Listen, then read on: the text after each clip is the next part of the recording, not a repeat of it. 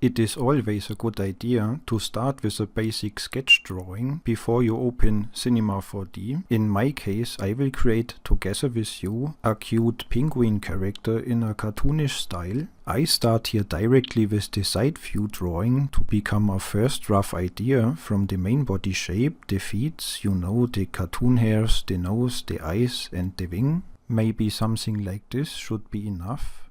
If you have the time, you can also draw directly the front view from the character you want to create inside of Cinema 4D. Please keep the sketches itself simple as possible and use it only for a reference. If you are an absolute non-artist, heads up my friends. In the next lections I will show you some techniques where you don't need any reference picture. You can start directly with me from scratch. It is super easy to create a character like this. In the next lections we create now step by step from scratch this funny character. And for the case you have never seen a 3D program, I will swear you, together with me, you will create this guy also, otherwise you can have your money back. So, see you in the next lections. Bye.